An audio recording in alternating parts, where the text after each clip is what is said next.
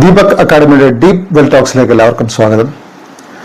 നമ്മുടെ സാമ്പത്തിക നിക്ഷേപങ്ങൾ നടത്താൻ വേണ്ടിയിട്ട് ഇപ്പോൾ നമുക്ക് മാർക്കറ്റിൽ ഒരുപാട് ടൈപ്പ് ഓഫ് പ്രോഡക്ട്സ് അവൈലബിൾ ആയിട്ടുണ്ട്. FD, ബോണ്ടുകള്, ഡിബഞ്ചേഴ്സ്, ഷെയർസ്, അങ്ങനെ നിരവധി പ്രോഡക്ട്സ് അവൈലബിൾ ആയിട്ടുണ്ട്. മെജോറിറ്റി ആൾക്കാരും നമുക്ക് കൂടുതൽ റിട്ടേൺസ് ആഗ്രഹിക്കുന്നവരുമാണ്. അപ്പോൾ കൂടുതൽ റിട്ടേൺസ് വേണമെങ്കിൽ എന്താണ് വേണ്ടത്? ഒറ്റ വഴിയേ ഉള്ളൂ, റിസ്ക് എടുക്കുക. ഇനി ഒരാൾക്ക് റിസ്ക് എടുക്കാൻ താല്പര്യമില്ല എങ്കിൽ അതിനും വഴിയുണ്ട്. അങ്ങനെയുള്ളവർക്ക് ഗവൺമെൻറ് ഓഫ് ഇന്ത്യ സെക്യൂരിറ്റീസിൽ നിക്ഷേപിക്കാം. ഇപ്പോൾ നിലവിൽ ഇന്ത്യയിൽ അവൈലബിൾ ആയിട്ടുള്ള ഏറ്റവും റിസ്ക് കുറഞ്ഞിട്ടുള്ള ഇൻവെസ്റ്റ്മെൻറ്റ് പ്രോഡക്റ്റുകളാണ്. അപ്പോൾ ഗവൺമെൻറ് ഓഫ് ഇന്ത്യ നമുക്ക് തരുന്ന റേറ്റിന് താഴെ ആരെങ്കിലും ഇൻവെസ്റ്റ് ചെയ്യുന്നുണ്ടെങ്കിൽ അവർ അനാവശ്യമായിട്ട് നഷ്ടം വരുത്തി വെക്കുമെന്ന് നമുക്ക് പറയേണ്ടി വരും. അതുകൊണ്ട് നിങ്ങളുടെ ഏതെങ്കിലും നിക്ഷേപം ഗവൺമെൻറ് ഓഫ് ഇന്ത്യ തരുന്ന റേറ്റിന് താഴെ ഇൻവെസ്റ്റ് ചെയ്തിട്ടുണ്ടെങ്കിൽ ഒന്ന് ചെക്ക് ചെയ്യുക. ഇനി ഗവൺമെൻറ് ഓഫ് ഇന്ത്യ തരുന്ന റേറ്റിന് മുകളിൽ നിങ്ങൾക്ക് റിട്ടേൺസ് വേണമെങ്കിൽ രണ്ട് രീതിയിലുള്ള നമുക്ക് റിസ്ക് എടുക്കാം. ഒന്ന് സിസ്റ്റമാറ്റിക് റിസ്ക്, അതായത് എല്ലാ മേഖലയും ഒരേപോലെ ബാധിക്കുന്ന റിസ്ക് ഫാക്ടേഴ്സാണ്. നമ്മൾ ഏത് കമ്പനിയിൽ നിക്ഷേപിച്ചാലും ഈ റിസ്ക് ഫാക്ടേഴ്സ് നമ്മളെ ബാധിക്കുമായിരിക്കാം. രണ്ടാമത്തേത് അൺസിസ്റ്റമാറ്റിക് റിസ്ക് ഫാക്ടേഴ്സ്. നമ്മൾ നിക്ഷേപിക്കുന്ന കമ്പനിയെ അല്ലെങ്കിൽ മേഖലയെ മാത്രം ബാധിക്കുന്ന റിസ്ക് ഫാക്ടേഴ്സാണ്. മറ്റ് കമ്പനികളെ ബാധിക്കണമെന്നില്ല. സ്പെസിഫിക് ആയിട്ട് ആ മേഖലയെ അല്ലെങ്കിൽ ആ കമ്പനിയെ മാത്രം ബാധിക്കുന്ന റിസ്ക് ഫാക്ടേഴ്സാണ്. ഞാനിന്ന് സംസാരിക്കാൻ ഉദ്ദേശിക്കുന്ന വിഷയം അൺസിസ്റ്റമാറ്റിക് റിസ്ക്കും അത് നമ്മുടെ സാമ്പത്തിക നിക്ഷേപങ്ങളെ എങ്ങനെയാണ് ബാധിക്കുന്നതിനെ കുറിച്ചുമാണ്. നമ്മുടെ സാമ്പത്തിക നിക്ഷേപങ്ങളുടെ റിട്ടേൺസ് നമ്മൾ നിക്ഷേപിക്കുന്ന സ്ഥാപനത്തിൻ്റെ ലാഭത്തിൽ ഡിപ്പെൻഡ് ചെയ്തിരിക്കും. വളരെയധികം മത്സരമുള്ളൊരു ബിസിനസ് എൻവയറൺമെൻറ്റിൽ ഈ സ്ഥാപനം ഒരുപാട് റിസ്ക് ഫാക്ടേഴ്സിലൂടെ കടന്നു പോകേണ്ടി വരും.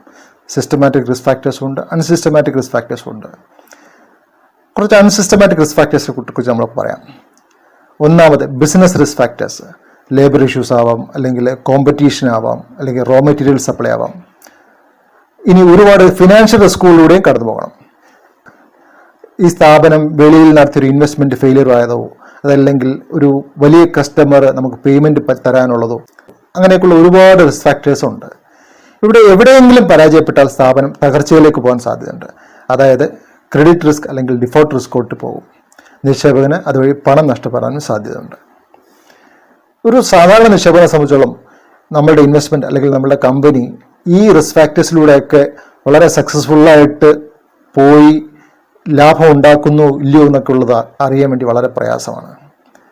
അപ്പോൾ അദ്ദേഹത്തിന് പെട്ടെന്ന് അല്ലെങ്കിൽ എളുപ്പത്തിൽ ചെയ്യാവുന്നൊരു കാര്യം എന്ന് പറയുന്നത് അദ്ദേഹം നിക്ഷേപിച്ച സ്ഥാപനത്തിൻ്റെ ഷെയർ വാല്യൂ, അദ്ദേഹം നിക്ഷേപിച്ച സ്ഥാപനത്തിൻ്റെ ഡെപ്പോസിറ്റ് റേറ്റ് അല്ലെങ്കിൽ ഇൻട്രസ്റ്റ് റേറ്റ് ഇതൊന്ന് ട്രാക്ക് ചെയ്യുക എന്നുള്ളതാണ്.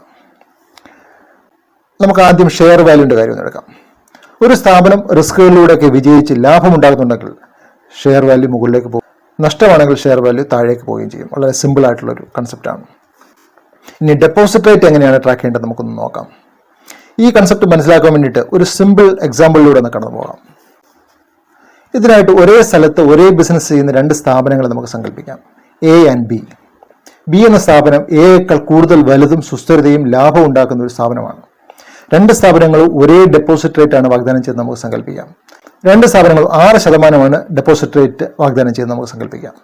അങ്ങനെയെങ്കിൽ യുക്തിയുള്ള എല്ലാവരും B എന്ന വലിയ സ്ഥാപനത്തിലേ നിക്ഷേപിക്കുള്ളൂ. കാരണം എല്ലാവർക്കും അറിയാം പണം തിരിച്ചു തരാനുള്ള ശേഷി B എന്ന സുസ്ഥിരതയുള്ള സ്ഥാപനത്തിന് തന്നെയാണെന്ന്. ഇങ്ങനെയുള്ള അവസ്ഥയിൽ A എന്ന സ്ഥാപനത്തിന് ഡെപ്പോസിറ്റ് വേണമെങ്കിൽ അവർ ഡെപ്പോസിറ്റ് റേറ്റ് ഉയർത്തി നിക്ഷേപകരെ ആകർഷിച്ച് മതിയാകും. അവർ ഒരു 7% ഡെപ്പോസിറ്റ് ഉയർത്തിയപ്പോൾ അവർക്ക് കുറച്ച് ഡെപ്പോസിറ്റ് കിട്ടിയേക്കാം. അത് അവരുടെ ബിസിനസ് ഡിമാൻഡ് അല്ലെങ്കിൽ റിക്വയർമെൻറ്റ് തികഞ്ഞില്ല എങ്കിൽ അവർ വീണ്ടും ഡെപ്പോസിറ്റ് ഉയർത്തിയേ മതിയാവും. അങ്ങനെ അവരൊരു 8% ഡെപ്പോസിറ്റ് റേറ്റ് ഉയർത്തുന്നു. അപ്പോൾ അവർക്ക് ആവശ്യമുള്ള ഡെപ്പോസിറ്റ് റേറ്റ് കിട്ടിയെന്ന് നമുക്ക് സങ്കല്പിക്കാം. അപ്പോൾ നാം മനസ്സിലാക്കേണ്ടത് നമുക്ക് കിട്ടിയ 2% അധിക പലിശ എന്നത് എയുടെ വീക്ക്നെസ്സിൽ നിക്ഷേപിച്ചതിനുള്ള പ്രതിഫലമായിട്ടാണ്, അല്ലെങ്കിൽ എയുടെ റിസ്കിൽ നിക്ഷേപിച്ചതിനുള്ള പ്രതിഫലമാണ്.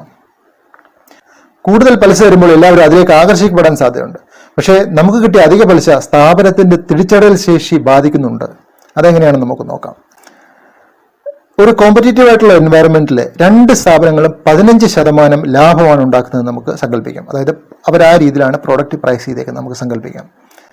അങ്ങനെയെങ്കിൽ 8% പലിശ നിക്ഷേപകർക്ക് കൊടുക്കേണ്ട A എന്ന സ്ഥാപനം 7% പ്രോഫിറ്റാണ് ഉണ്ടാക്കുന്നത്. 6% പലിശ നിക്ഷേപകർക്ക് കൊടുക്കേണ്ട B എന്ന വലിയ സ്ഥാപനം 9% പ്രോഫിറ്റാണ് ഉണ്ടാക്കുന്നത്. ഇവിടെ എക്ക് 2% കുറവ് പ്രോഫിറ്റാണ് കിട്ടിയത്. അത് അവരുടെ തിരിച്ചറിയൽ ശേഷി തീർച്ചയായിട്ടും ബാധിക്കുന്നുണ്ട്. ഇനി എക്ക് എഫക്റ്റീവ് മാനേജ്മെന്റിലൂടെ ബിക്ക് ഒപ്പം ലാഭം ഉണ്ടാക്കാൻ ശ്രമിക്കുകയാണെങ്കിൽ അവിടെയും അവർ ഒരുപാട് മാനേജീരിയൽ റിസ്ക് ഫാക്ടേഴ്സിലൂടെ കടന്നു പോകേണ്ടി വരും. ഒരു ത്രഷോൾഡ് ലെവലിന് താഴെ ലാഭം കുറഞ്ഞാൽ ഒരുപക്ഷെ ഈ സ്ഥാപനം തകരാനും നിക്ഷേപകർക്ക് പണം നഷ്ടപ്പെടാനും സാധ്യതയുണ്ട്. അതായത് നാം ഇവിടെ കണ്ടത് നമുക്ക് കിട്ടിയ ഓരോ അധിക ശതമാനം പലിശയും ഈ സ്ഥാപനത്തെ ദുർബലമാക്കാൻ കാരണമാവുന്നുണ്ടെന്നുള്ളതാണ്.